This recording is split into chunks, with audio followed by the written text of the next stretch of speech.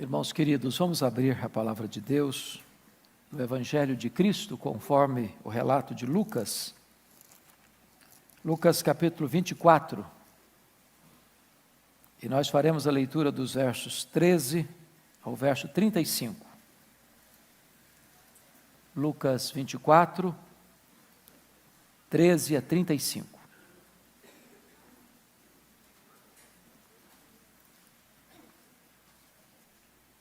Os discípulos no caminho de Emaús. Naquele mesmo dia, 2 deles estavam de caminho para uma aldeia chamada Emaús, distante de Jerusalém 60 estádios. Iam conversando a respeito de todas as coisas sucedidas. Aconteceu que, enquanto conversavam e discutiam, o próprio Jesus se aproximou e ia com eles. Os seus olhos, porém, estavam como que impedidos de o reconhecer. Então, lhes perguntou Jesus: que é isso que vos preocupa e de que ides tratando à medida que caminhais? E eles pararam entristecidos. Um, porém, chamado Cleopas, respondeu dizendo: és o único, porventura, que, tendo estado em Jerusalém, ignoras as ocorrências destes últimos dias? Ele lhes perguntou: quais? E explicaram: o que aconteceu a Jesus o Nazareno, que era varão profeta, poderoso em obras e palavras, diante de Deus e de todo o povo.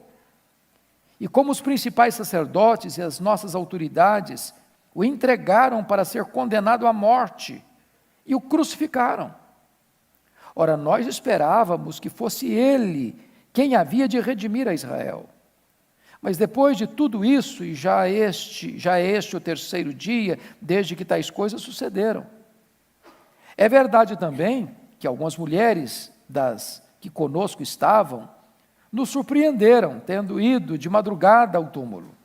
E não achando o corpo de Jesus, voltaram dizendo terem tido uma visão de anjos, os quais afirmam que ele vive. De fato, alguns dos nossos foram ao sepulcro e verificaram a exatidão do que disseram as mulheres, mas não o viram. Então lhes disse Jesus: ó nécios e tardos de coração, para crer tudo o que os profetas disseram. Porventura não convinha que o Cristo padecesse e entrasse na sua glória? E começando por Moisés, discorrendo por todos os profetas, expunha-lhes o que a seu respeito constava em todas as Escrituras. Quando se aproximavam da aldeia para onde iam, fez ele menção de passar adiante. Mas eles o constrangeram, dizendo: fica conosco, porque é tarde, o dia já declina. E entrou para ficar com eles. E aconteceu que, quando estavam à mesa, tomando ele o pão, abençoou, e tendo-o partido lhes deu. Então se lhes abriram os olhos e o reconheceram, mas ele desapareceu da presença deles.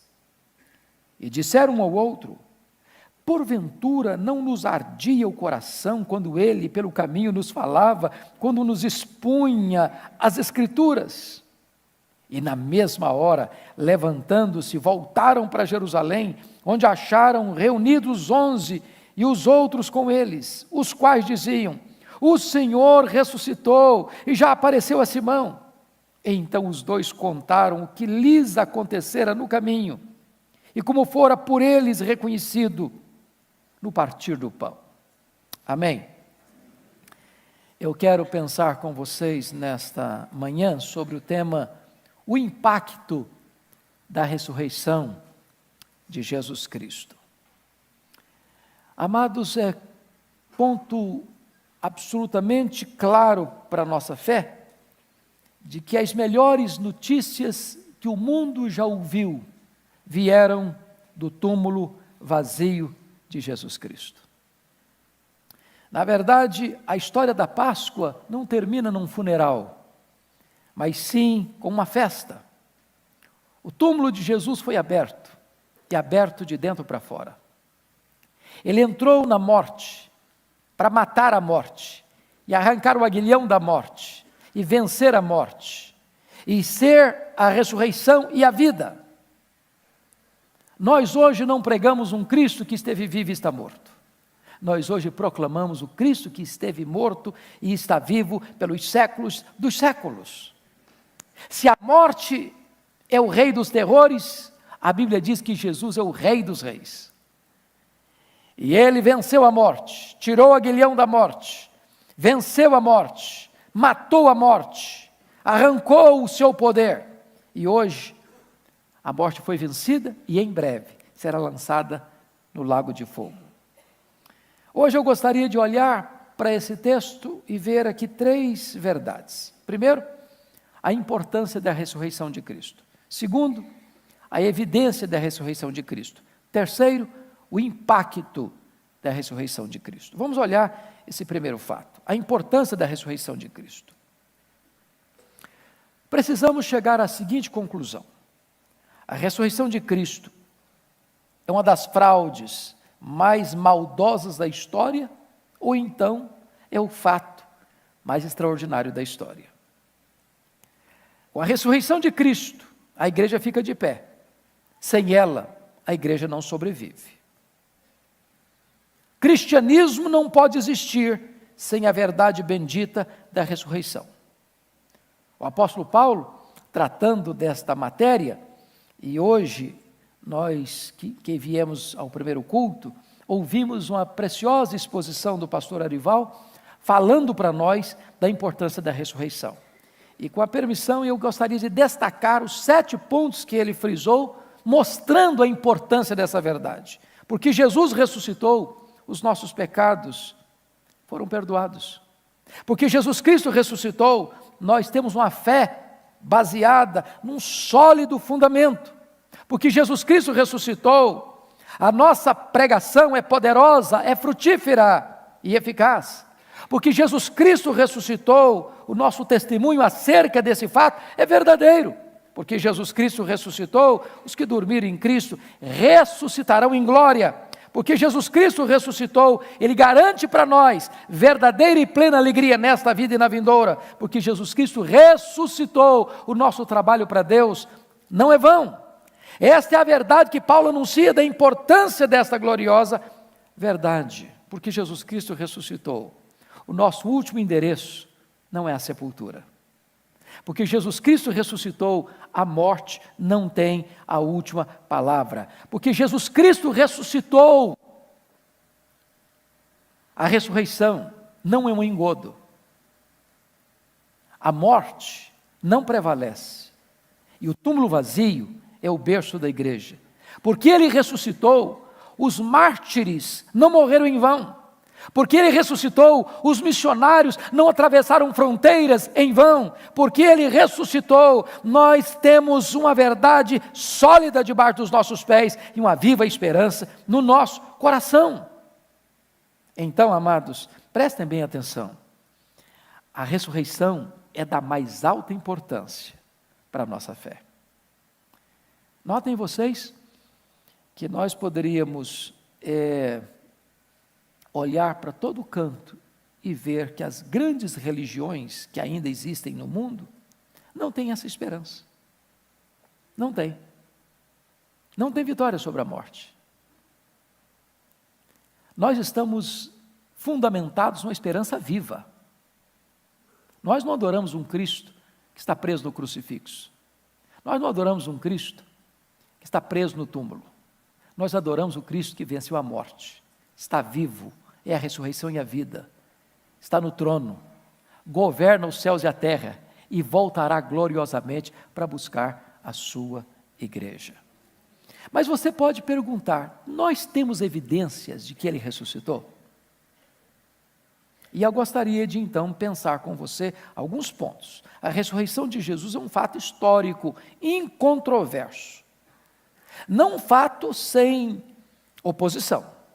Porque notem vocês que lá mesmo no registro bíblico, algumas colocações foram feitas. Por exemplo, alguns críticos, alguns liberais, alguns que tentam desconstruir essa verdade máxima do cristianismo, começaram a escrever o seguinte: bom, Na verdade, nem morrer ele morreu. Ele desmaiou na cruz. E então, ao ser colocado num túmulo, que não era o túmulo como nós temos aqui, ou uma gaveta de pedra, ou cavado na terra e jogado terra em cima do caixão, porque também não se colocava um morto dentro de um caixão, era enrolado em lenços, em lençóis. Quando ele chegou naquele túmulo, que era bem espaçoso, e quem vai a Jerusalém pode entrar lá, e mais de uma pessoa, várias pessoas podem entrar lá, aí ele recobrou suas forças e saiu de lá. Ele nem morreu. Outros disseram, não, na verdade, sabe o que aconteceu? É que os discípulos roubaram o corpo dele. E aí espalharam a notícia que ele ressuscitou. Outros disseram, não. As mulheres, no primeiro dia da semana, foram no túmulo errado. Um túmulo que não tinha sido usado ainda.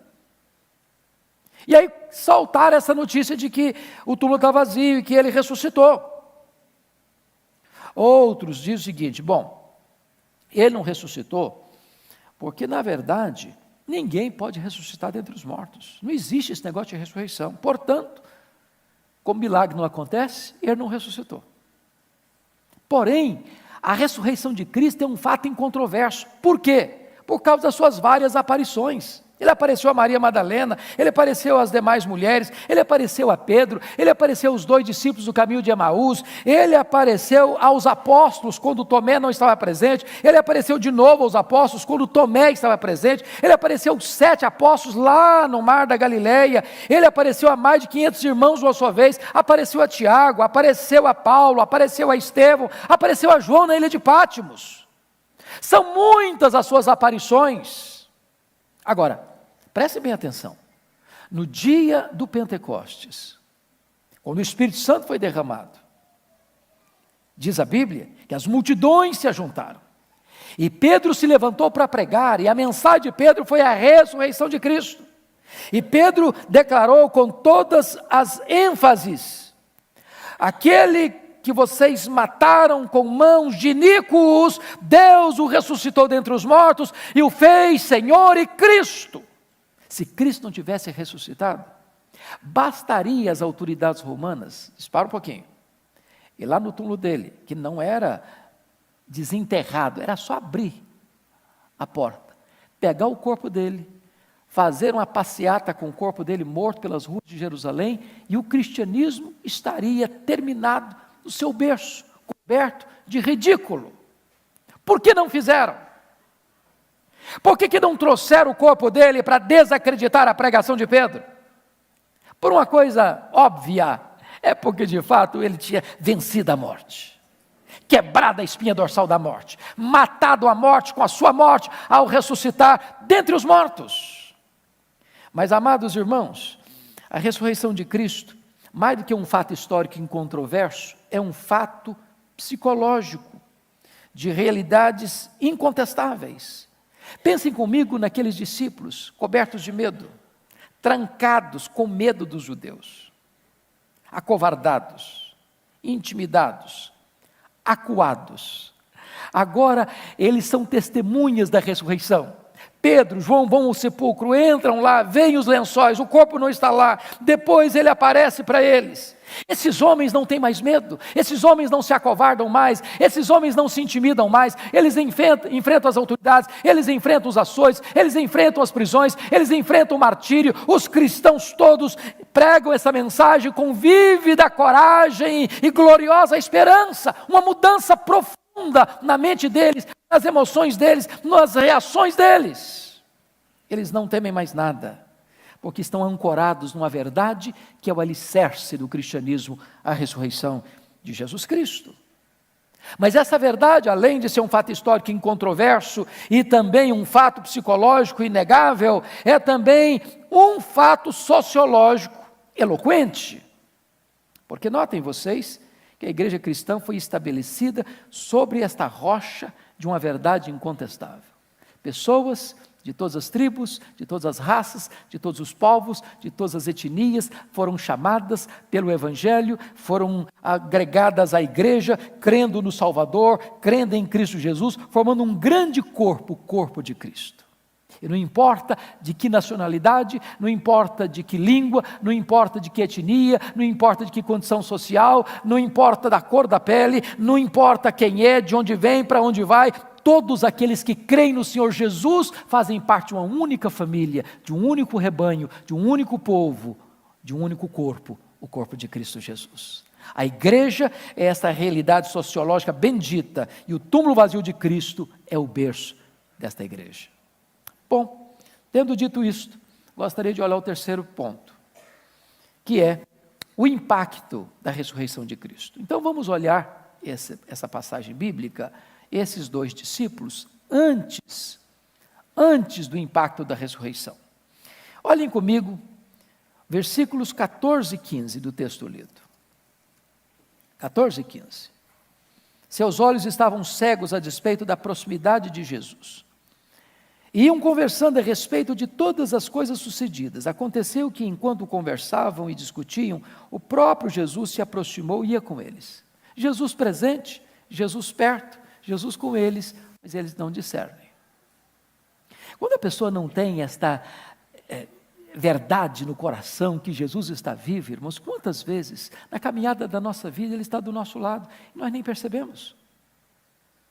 Nós conversamos cobertos de pessimismo, de tristeza, de dor, de desânimo, de descrença.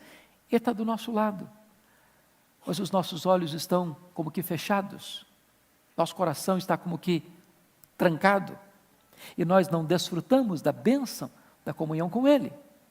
Segundo, confira comigo, versículo de número 25. Seus olhos estavam tapados a despeito do relato das Escrituras.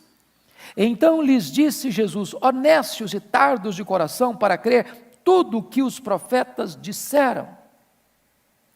Notem vocês que a ressurreição de Cristo não era uma surpresa, se eles pudessem ter lido corretamente o Velho Testamento. Todos os profetas, todos apontaram para esta verdade. Toda a Escritura, porque versículo 27 diz, começando por Moisés, discorrendo por quantos profetas? Por todos os profetas, expunha-lhes o que a seu respeito constava em todas as Escrituras. Então aqueles que olhavam para as Escrituras, para as promessas de Deus, para as profecias, sabiam, à luz dessa Escritura veterotestamentária, que o Cristo de Deus haveria de padecer nas mãos dos pecadores, mas que as mãos dos pecadores não haveria de prevalecer sobre ele. Ele venceria a morte, ele mataria a morte, ele triunfaria sobre a morte não podia detê-lo. As Escrituras estavam todas elas provando esta realidade inegável. Agora, preste bem atenção com isso. Toda vez, meu irmão, minha irmã, que você caminha pela vida sem a luz da Escritura, sem o entendimento das Escrituras, você vai caminhar cabisbaixo, você vai caminhar triste, você vai caminhar para o ocaso, você vai caminhar sem esperança, você vai caminhar desiludido, você vai caminhar completamente desassistido de alegria, como aqueles dois caminhantes de Emaús. Terceiro lugar, veja comigo os versos 22 a 24. Seus olhos estavam fechados a despeito do testemunho dos irmãos. É verdade que também algumas mulheres das que conosco estavam nos surpreenderam, tendo ido de madrugada ao túmulo. E não achando o corpo de Jesus, voltaram dizendo terem tido uma visão de anjos, os quais afirmam que ele vive. De fato, alguns dos nossos foram ao sepulcro, Pedro e João no caso, e verificaram a exatidão do que disseram as mulheres, mas não o viram. Vejam vocês que quando esta verdade da ressurreição não está pulsando na nossa alma, nós recusamos a crer no testemunho eloquente, pessoal, testemunhal das pessoas. As pessoas não me ouviram, eu tive um encontro com ele, o túmulo está vazio, ele apareceu, os anjos falaram, mas eu não vi. Caminharam desesperados, frustrados, abatidos, a despeito de testemunhos tão vívidos. As evidências são claras. túmulo está aberto, o túmulo está vazio. Os anjos falaram, as mulheres testemunharam, Pedro e João estiveram lá, entraram lá, viram os lençóis lá. Mas nós ainda continuamos desassistidos de esperança. Quantas pessoas no nosso meio que caminham assim? Vendo pessoas transformadas, vendo testemunhos eloquentes, mas caminham sem qualquer esperança, num reducionismo, num achatamento de vida, porque não dão crédito ao que as outras pessoas têm dado do poder da ressurreição na sua vida. Quarto lugar. Olha comigo o versículo 14. E iam conversando a respeito de todas estas coisas. Agora olha o verso 20. E como os principais sacerdotes e as nossas autoridades o entregaram para ser condenado à morte e o crucificaram. Então, seus pés estavam na estrada da fuga, a despeito das várias evidências da ressurreição. Estavam caminhando, voltando para Emaús, talvez onde residiam. Desistiram de tudo, desistiram do apostolado, desistiram do discipulado, desistiram de crer, desistiram da caminhada, botaram o pé na estrada da dúvida, do ceticismo, da incredulidade. Para esses, a história deles termina na sexta-feira da paixão. Parece que a morte venceu. Parece que Pilatos prevaleceu. Parece que o Sinédrio estendeu a bandeira da vitória. Completamente desanimados, desassistidos, tristes, decepcionados, sem qualquer esperança. Caminhando para onde?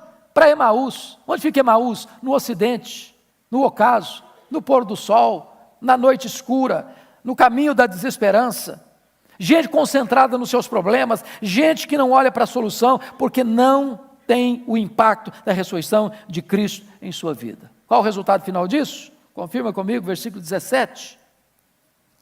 Pode ler o 17 comigo? Vamos juntos? Então, lhes perguntou Jesus, que é isso que vos preocupa?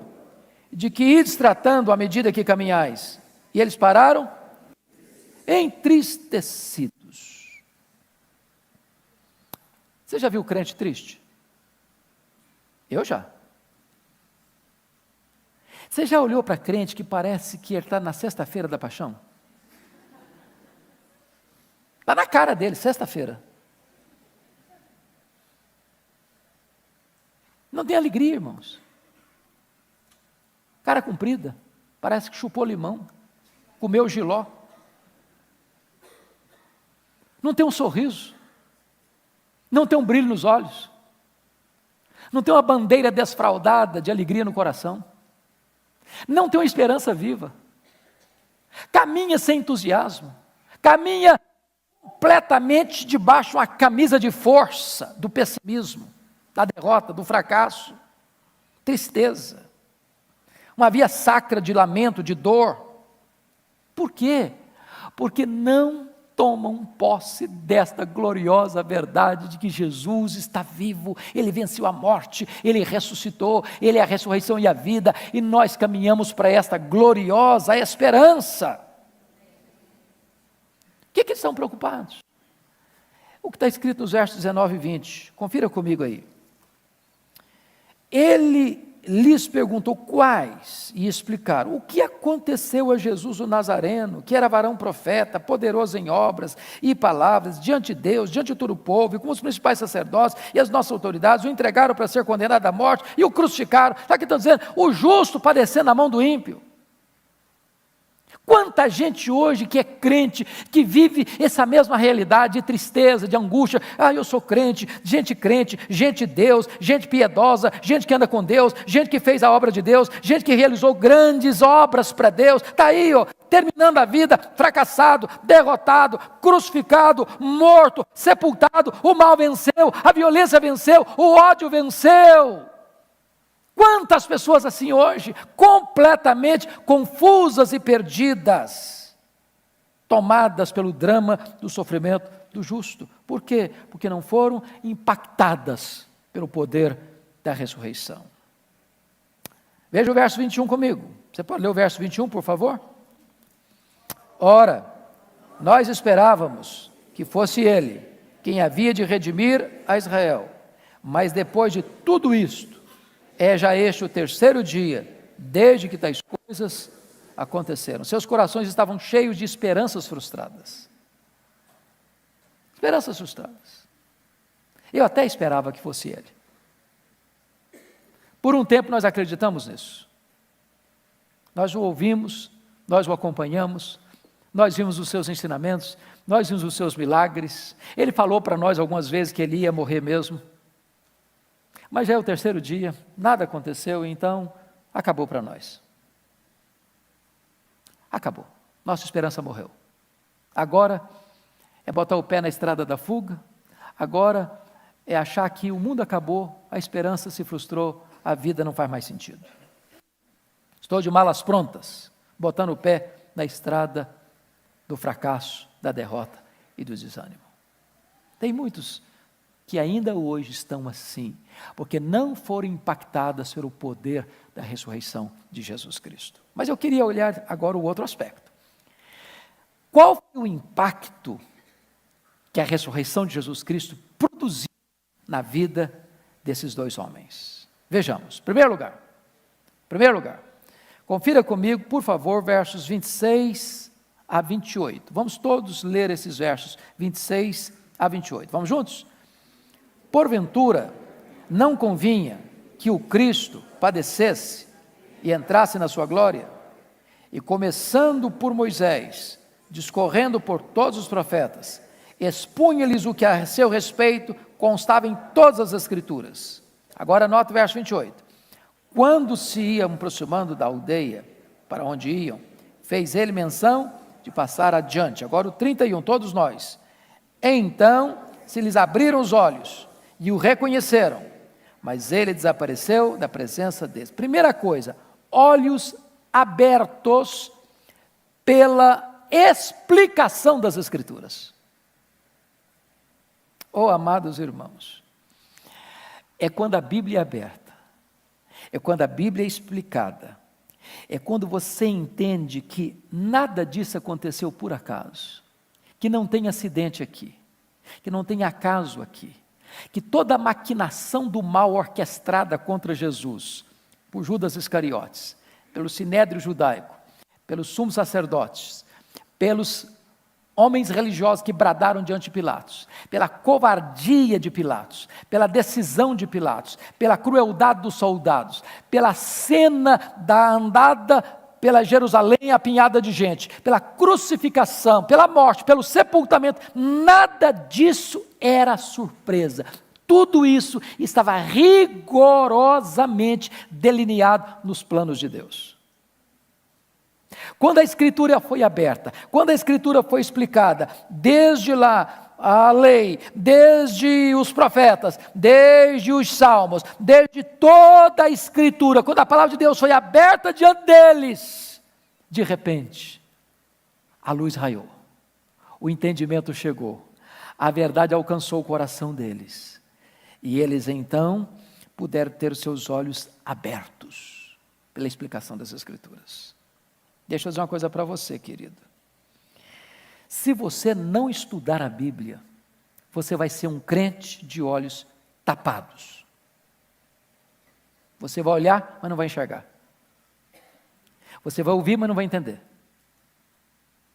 Você vai ter evidências, mas não vai crer. Porque você só conhece pela Escritura. Por isso que nós, como o pastor Arivaldo disse hoje no culto da manhã, valorizamos tanto a pregação da Escritura. Porque é pela pregação é que vem a fé.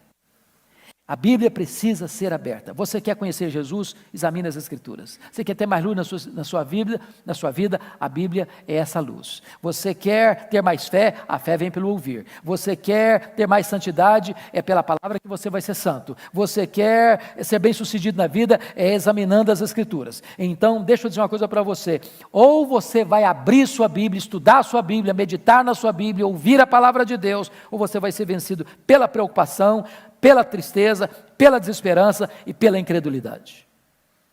Segundo lugar, olha comigo os versos 29 e 32. Vamos ler o 29 agora, por favor. Mas eles o constrangeram dizendo: fica conosco, porque é tarde, e o dia já declina. E entrou para ficar com eles. Agora o verso 32. E disseram um ao outro: porventura não nos ardia o coração, quando ele, pelo caminho, nos falava, quando nos expunha as Escrituras? Então preste atenção agora.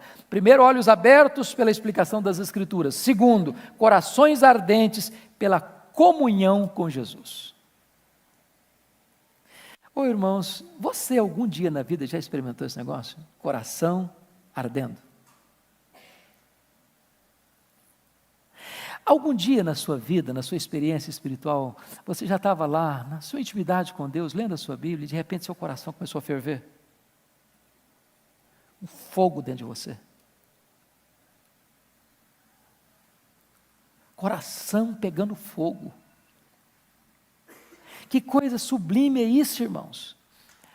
Quando você tem intimidade com Jesus, quando seus olhos são abertos para você ver que Jesus está vivo, que Ele é o seu Senhor, que Ele é o seu Salvador, que Ele é a sua esperança, que Ele é a razão da sua vida, o seu coração começa a arder.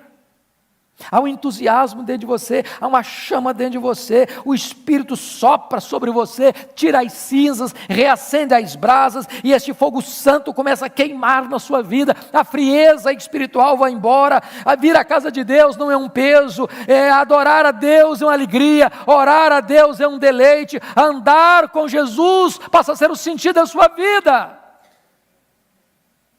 Quantas pessoas, irmãos, que dizem como profeta, lá na época do profeta Malaquias, e a igreja é um peso, o culto, ai meu Deus, que canseira, louvar a Deus é um sacrifício, e orar a Deus parece que não faz sentido, você começa a ler a Bíblia, dá sono, você vai para a igreja e você escuta, mas aquilo não toca você, e você volta do mesmo jeito. Você precisa pedir a Deus, que Ele aqueça o seu coração, que a verdade da ressurreição inflame a sua alma, para que você experimente o gozo da intimidade com o Senhor Jesus Cristo.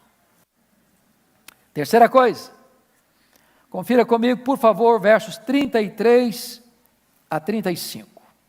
Vamos juntos? E, na mesma hora, levantando-se, voltaram para Jerusalém, onde acharam reunidos 11, e outros com eles, os quais diziam: o Senhor ressuscitou e já apareceu a Simão.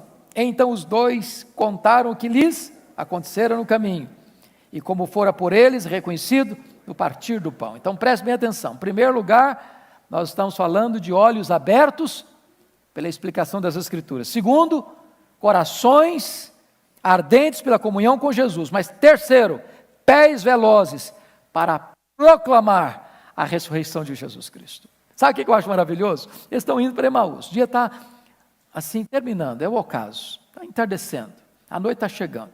E eles disseram assim para Jesus, eles não sabiam que era Jesus: fica conosco, já é tarde. Eles não estão fazendo um convite para Jesus, não estão fazendo um convite para o estranho. Está na hora de dormir, está na hora de descansar, a caminhada foi longa. Estamos exaustos, fim de linha. Mas no momento em que os olhos abriram e o coração aqueceu, eles agora não pensam se é tarde, se é noite, se é perigoso, se tem hora, se precisa descansar. Imediatamente eles retornam para Jerusalém. Oh, amados, que coisa linda isso! Quando você tem um encontro com o Cristo vivo, não tem cedo, não tem tarde, não tem dia, não tem noite, não tem lugar perigoso. Você quer ir, você tem pressa para ir, você tem uma mensagem para entregar. Ele ressuscitou, Ele está vivo, Ele é a razão da nossa vida, Ele não nos frustrou não, o que Ele prometeu Ele cumpriu, Ele venceu a morte, Ele é a razão da nossa vida. Então é hora de você parar para perguntar: até que ponto a ressurreição produziu impacto na sua vida? Seus olhos já foram abertos? Seu coração já está pegando fogo? Seus pés já são ágeis e velozes para levar essa mensagem? Essa é uma pergunta que você e eu precisamos fazer. Então, eu termino aqui. Olhos abertos, coração aquecido, pés velozes e lábios abertos para proclamar. Ele ressuscitou. Nós o vimos. Não dá para você ter um encontro com o Cristo vivo e isso não dizer nada para você. Você não contar isso para os outros. Irmãos, nós vivemos num mundo marcado de desespero e desesperança. As pessoas estão desesperadas e sem esperança. E você encontrou a mensagem da esperança, a mensagem da vida, a mensagem da salvação. O que é que você vai fazer com essa mensagem? Leve essa mensagem. Se os seus olhos foram abertos, se o seu coração está aquecido, se os seus pés estão na estrada do testemunho, abra a sua boca e anuncie que Ele vive. Que Deus nos ajude, que Deus nos abençoe, que Ele abra os nossos olhos, que Ele inflame o nosso coração, que Ele apresse os nossos passos, que Ele abra a nossa boca para dizer que Ele está vivo. Curva sua fronte, por favor. Nós vamos orar.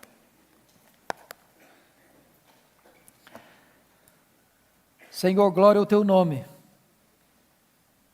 porque Jesus ressuscitou. Isso não é um mito,